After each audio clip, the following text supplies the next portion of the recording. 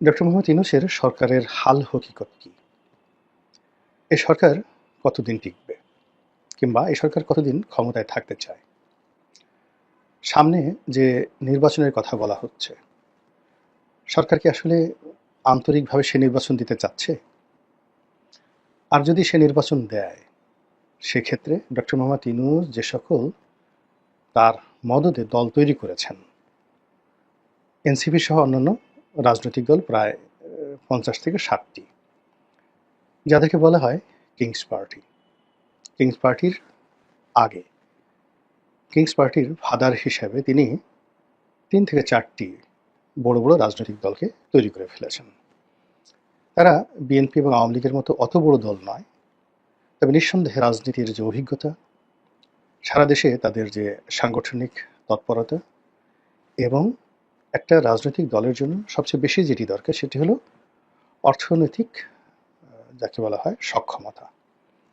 এরকম ২ থেকে ৩টি রাজনৈতিক দলকে এনসিপি এবং কিংস পার্টির মুরব্বি হিসেবে ডক্টর মোহাম্মদ ইউনূস অত্যন্ত সুকৌশলে প্রতিষ্ঠিত করে ফেলেছেন আমাদের রাষ্ট্র ব্যবস্থায় এবং আমাদের সরকার ব্যবস্থায়।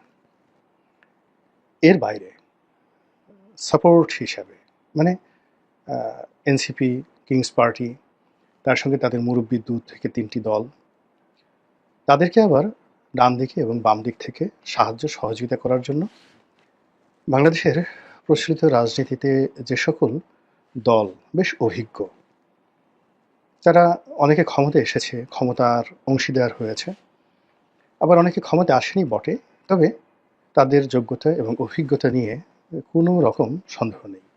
যেমন ধরুন জাতীয় পার্টি কিংবা বাংলাদেশ কমিউনিস্ট পার্টি। এই দুটো সংগঠনকে ডক্টর মোহাম্মদ ইউনূস এখন পর্যন্ত আক্রমণ করেননি। ফলে তার যে রাজনৈতিক মাস্টার প্ল্যান, সেই মাস্টার প্ল্যানের ডান দিকে জাতীয় পার্টি, বাম দিকে কমিউনিস্ট পার্টি, সেখানে অতন্ত্র প্রহরী হিসেবে আগামী দিনে যদি তাকে সহযোগিতা করে, এতে আশ্চর্য হওয়ার কিছু থাকবে না।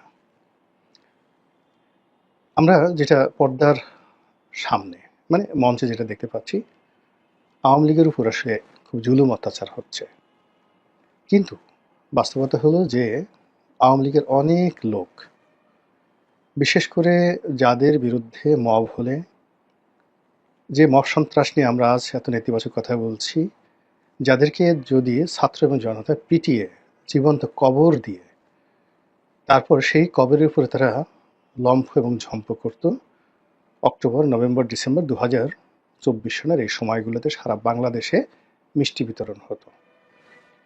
এরকম বিতর্কিত, দুর্নীতিবাজ এবং যারা দেশের শত্রু, তারা যে কিভাবে সীমান্ত পাড়ি দিয়ে সারা দুনিয়াতে ছড়িয়ে পড়েছে, যা কিনা আমাদের পুরো রাজনৈতিক অঙ্গনকে অস্থির করে তুলেছে।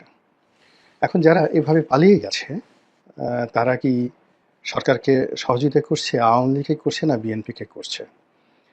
তারা কি দেশকে অস্থিতিশীল করতে চাচ্ছে নাকি বাকি জীবন নীরবে নিভৃতে কাটাতে চাচ্ছে? এই সমস্ত বিষয় নিয়ে এখনও প্রকাশ্যে আলোচনা শুরু হয়নি, কিন্তু খুবই জরুরি ভিত্তিতে এই বিষয়গুলো নিয়ে আলোচনা করা দরকার। একজন রাজনীতিবিদ, খুব তরুণ একজন রাজনীতিবিদ, তিনি বলছিলেন, রাজনীতিবিদ নয়, সঙ্গীত শিল্পী, একজন সঙ্গীত শিল্পী, খুবই বিতর্কিত। তিনি যেটা বলছিলেন যে টাকার চাইতে আকর্ষণীয় কোনো হেরোইজম বা হিরোইজম নেই। আমরা যে সেলিব্রিটি হতে চাই বা আমরা যে সাহসী হতে চাই, বীরত্ব দেখাতে চাই, তো সেক্ষেত্রে বর্তমানে জমানাতে টাকা হলো সবচেয়ে বড় মাপকাঠি। আপনার টাকা থাকলে আপনি জ্ঞানী না হয়েও জ্ঞানের অধিকারী হবেন, জ্ঞানীরা আপনার পদতলে কদমবুচি করবে। আপনি রূপবান বা রূপবতী না হলেও কেবল অর্থ রয়েছে, আপনি পৃথিবীর সবচেয়ে সুন্দর রমণীকে বিয়ে করতে পারবেন, অথবা আপনি যদি 60 বছর বা 70 বছরের বুড়িও হন, আপনার যদি অনেক টাকা থাকে, আপনি 20-22 বছরের সেই যুবককে আপনার শয্যার সঙ্গী হিসেবে পেয়ে যাবেন। রাজদরবারে আপনার জন্য চেয়ার থাকবে, রাজা আপনার গলায় মাল্য দেবে। এই হলো অর্থের ক্ষমতা। এটি কেবল এখন নয়, যেদিন থেকে অর্থ ব্যবস্থা শুরু হয়েছে সেদিন থেকেই এই দুরাচারটি চলে আসছে রাষ্ট্রতে, রাজনীতিতে, সমাজে, সংসারে, সব ক্ষেত্রে। অবাক করার ব্যাপার হলো এই মুহূর্তে বাংলাদেশের নাগরিকদের মধ্যে সবচাইতে বেশি টাকা পয়সা, ধন ও সম্পদ এগুলো আওয়ামী লীগের লোকদের আছে। কেউ পালিয়ে আছেন, কেউ পালাননি, কিন্তু টাকা তাদের হাতে। আর সেই টাকার পেছনে কিভাবে পঙ্গপালের মতো রাজনৈতিক দলের নেতারা ছুটছে, কিভাবে বেহায়ার মতো সেই টাকার স্বাদ নেওয়ার জন্য, টাকার ভাগ নেওয়ার জন্য তারা ঘুরছে। আওয়ামী লীগ নেতাদের অনেকগুলো 5 স্টার হোটেল ছিল, অনেকগুলো টেলিভিশন চ্যানেল ছিল বা আছে, অনেকগুলো ব্যবসা প্রতিষ্ঠান থেকে শুরু করে আরও অনেক কিছু, ব্যাংক, বিমা। একটি জায়গাতেও আওয়ামী লীগের স্বার্থ ক্ষুণ্ণ হয়নি।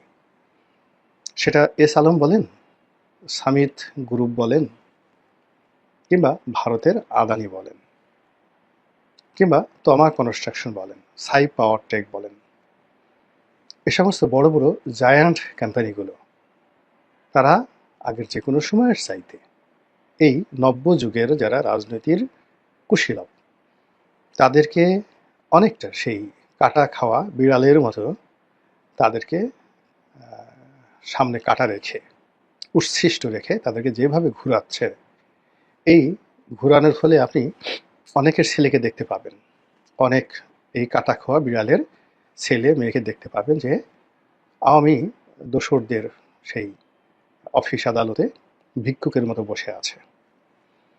অনেক বর্তমান কাটা খাওয়া বিড়ালকে দেখতে পাবেন আওয়ামী দোসরদের সাথে দেখা করার জন্য সিঙ্গাপুর, ব্যাংকক, দুবাইতে তারা ছুটোছুটি করছে।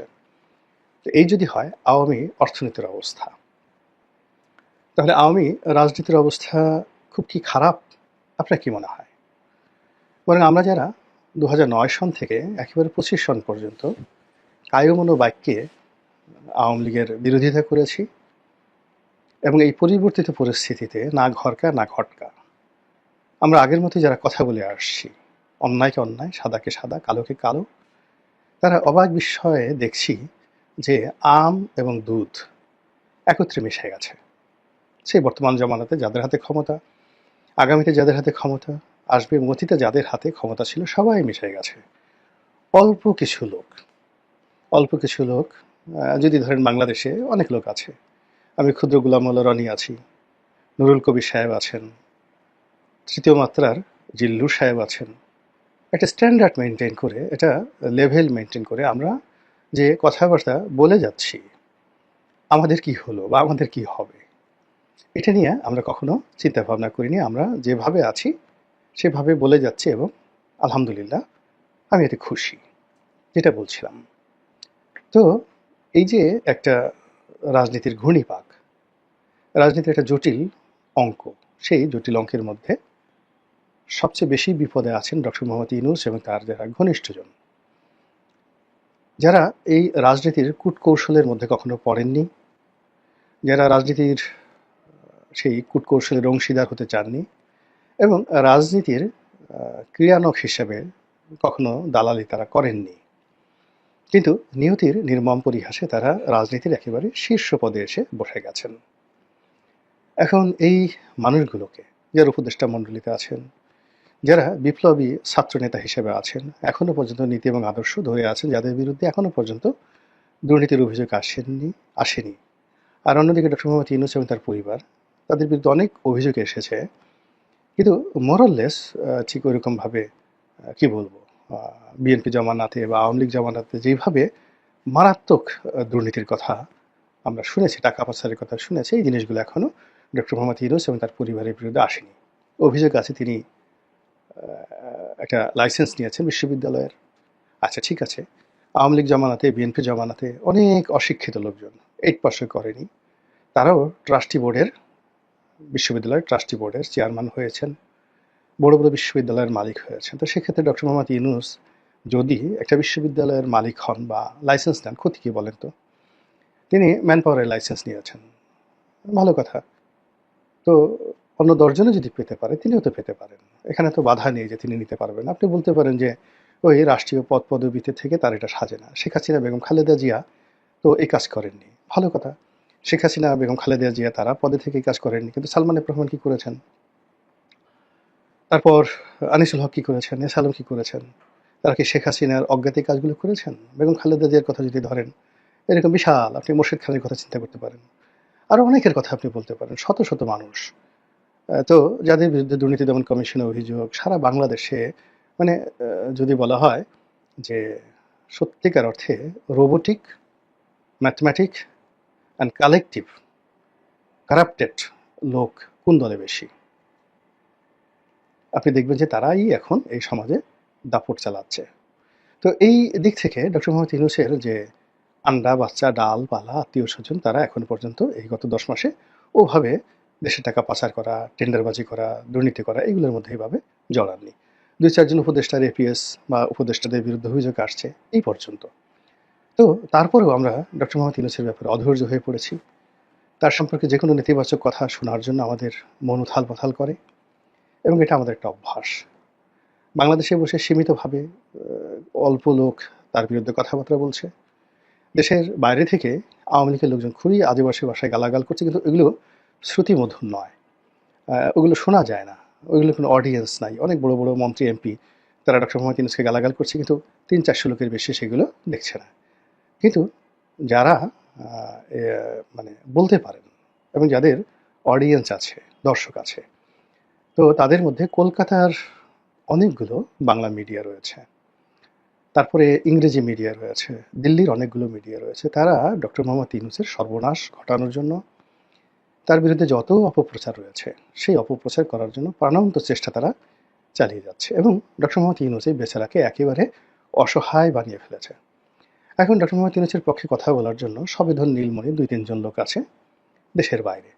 তো এখন 18 কোটি মানুষ, তো 18 কোটি মানুষের মধ্যে একজন ইউটিউবার যদি 4-5 লাখ 6-7 লাখ লোককে একই কথা বারবার বলে, এবং দর্শক ওই 4-5 লাখই, এর বাইরে আর দর্শক যায় না, এই 4-5 লোকের মধ্যে মানে ইনফ্লুয়েন্সিয়াল সিদ্ধান্ত নিতে পারে এরকম লোক 1%ও নেই।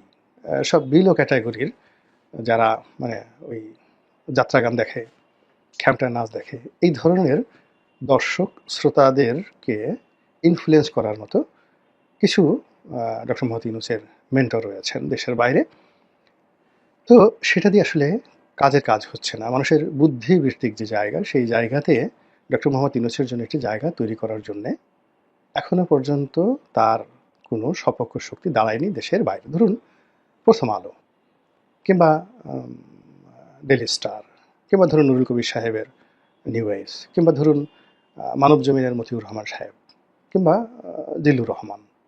তো এই মানুষগুলো যদি জাস্ট একটা কথা বলেন, তার দর্শক যদি মাত্র 100 জন হয়, এটার যে গুরুত্ব এবং এটার যে ওজন, তো সেক্ষেত্রে খুল্লাম যারা কথাবার্তা বলেন, তারা যদি 1 কোটি লোকের মধ্যেও তাদের সেই খিস্তি খাও কারো পক্ষে বা বিপক্ষে পৌঁছে দেন, ওটার সমান গুরুত্ব পায় না।